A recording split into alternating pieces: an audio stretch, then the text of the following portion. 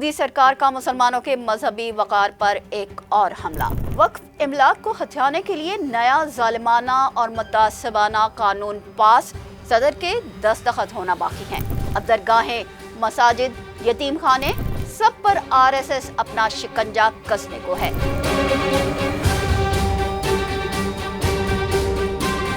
मोदी का नया भारत नहीं, मुसलमानों के लिए एक नया कैद खाना बनता जा रहा है। वक्फ बोर्ड में गैर मुस्लिमों की शमूलियत, चीफ एग्जीक्यूटिव भी गैर मुस्लिम बन सकता है। फैसला भी वही करेगा जो सरकार का गुलाम होगा। ये इंसाफ नहीं, अक़लियतों के खिलाफ ऐलान जंग है। इंतहा पसंद वज़ीर आज़म नरेंद्र मोदी भारत में बसने वाले मुसलमानों के खिलाफ अज़ाइम का इजहार नित नए अंदाज से करते रहते हैं। वो आरएसएस के नजरिए के तहत भारत को एक हिंदू रियासत बनाने के एजेंडे पर काम कर रहे हैं, जिसके लिए वो किसी भी हद तक जा सकते हैं। अयोध्या की बाबरी मस्जिद की शहादत के बाद वहां मंदिर की तामीर के लिए एक बड़ी तकरीब का इनेकाद करना, इसी तरह गाय ज़िबह करने पर मुसलमानों को कत्ल करना, हिजाब पर मुस्लिम खवातीन को हिरासा करना, तारीखी मसाजिद और मकामात को कदीम मंदिरों के नाम पर हथियाना, मकबूजा कश्मीर में गैर मुकामी इंतहा पसंद हिंदुओं के बसाने के लिए रियासत की खुसूसी हैसियत खत्म करना और फिर बिल्डोजर मुहिम के जरिए मुसलमानों की इमलाक को जमी बोस करना, इन तमाम जालमाना इक़दामात पर भी मोदी का दिल नहीं भरा। वो मुसलमानों से नफरत का मजीद इजहार करने की तगोदो में लगे रहे। अब वो वक्फ इमलाक के खिलाफ कानून मुनज़्ज़म करवाकर मुस्लिम दुश्मनी के नए रूप में सामने आए हैं। मोदी का भारत एक तंग नजर मुतासिब नस्ली रियासत बन चुका है। सन 1992 से बाबरी मस्जिद से शुरू होने वाला ये सिलसिला अब ख्वाजा मोइनुद्दीन चिश्ती की दरगाह अजमेर शरीफ तक जा पहुंचा है। लेकिन हालिया वारदात वक्फ इमलाक के नए कानून के जरिए की गई है। मोदी ने वक्फ इमलाक को मनसूख करने का कानून मंजूर करवा लिया है। जैसे 5 अगस्त सन 2019 को मकबूजा कश्मीर में गैर कश्मीरियों की आबादकारी के लिए आइन के आर्टिकल 37 और 35A को मुअत्तल कर दिया गया। वक्फ इमलाक दरअसल वो जायदाद होती है जिसकी आमदनी किसी मजहबी इमारत या फिर फलाही काम के लिए वक्फ कर दी जाती है। भारत में 3 लाख से ज्यादा मसाजिद और दरगाहें मौजूद हैं, जिनके निज़ाम को बआसानी चलाने के लिए मुखय्यर हजरात ने कुछ जायदादें इस मकसद के लिए वक्फ की हुई हैं। मोदी सरकार की नजरें अब इन कीमती जायदादों और तारीखी इमारत और महंगी जमीनों पर हैं। वो ये जायदादें मुसलमानों से हथिया कर इंतहा पसंद हिंदुओं के सुपुर्द करना चाहते हैं। वो दरअसल आरएसएस के गुंडों को मालदार बनाना चाहते हैं और इस सिलसिले में मुसलमानों का नातका बंद करने का बंदोबस्त कर रहे हैं। भारत में वक्फ इमलाक की क्या तारीख है, इसका भी जायजा लिए लेते हैं। फिरोज शाह तुगलक के सन 1351 से सन 1388 के दौर में वक्फ इमलाक को मुनज़्ज़म करने की कोशिश का आगाज हुआ था। मुसलमानों की हिंदुस्तान में आमद के साथ ही बड़ी इमलाक को वक्फ करने का सिलसिला शुरू हो गया था। फिरोज शाह तुगलक ने एक अस्पताल कायम किया और उसमें मुआलिजीन की तकर्री की। मुफ्त अद्वियात की फराहमी शुरू हुई।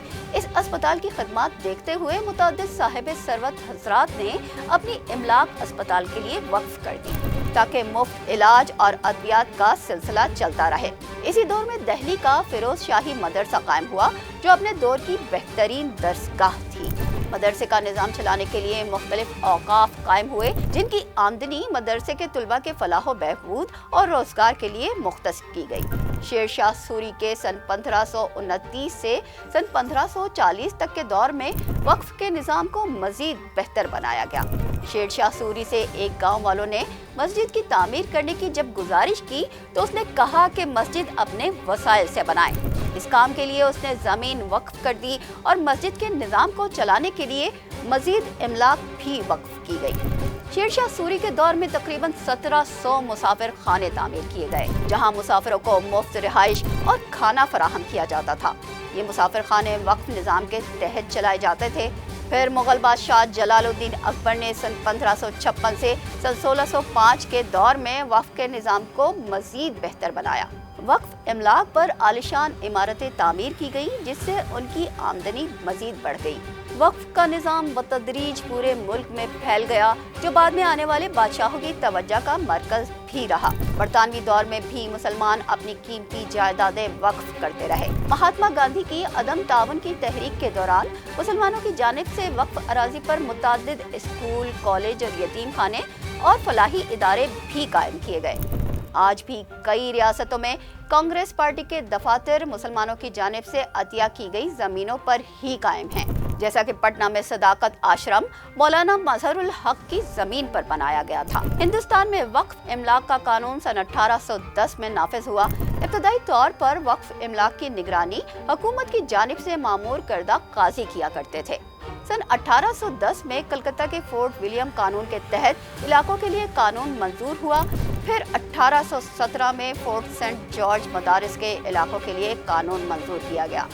सन 1818 में वक्फ इमलाक की निगरानी बोर्ड ऑफ रेवेन्यू और बोर्ड ऑफ कमिश्नर्स को सौंप दी गई। सन 1863 में तमाम साबका कवानीन और कवायद को मनसूख कर दिया गया। मजहबी औकाफ को उनके हवाले कर दिया गया और फलाही इदारों का वक्फ इमलाक हुकूमत के पास ही रहा। इसके बाद ही मजहबी वक्फ और खैराती वक्फ इमलाक को बरतानवी राज में ख़त्म करने का अमल शुरू हुआ। सन 1873 में मुंबई हाई कोर्ट ने वक्फ के खिलाफ फैसला दिया। इस फैसले को सन 1894 में प्रीवी काउंसिल ने भी बरकरार रखा, लेकिन यही मामला जब कलकत्ता हाई कोर्ट में आया तो अदालत ने वक्फ के हक में फैसला दे दिया। अगरचे बेंच के दीगर अंग्रेज जजेस ने इसकी मुखालफत की, जिससे मुसलमानों में तशवीश की लहर पैदा हो गई। वक्फ के निज़ाम के तहत ही सर सैयद अहमद खान ने सन 1875 में वक्फ के ज़ेरे एहतमाम ऑल इंडिया एजुकेशनल कॉन्फ्रेंस कायम की थी। 1887 में कॉन्फ्रेंस के सालाना इजलास में वक्फ से मुताल्लिक करारदाद पेश की गई। इसी तरह की करारदाद सन 1903 के इजलास में भी रखी गई थी।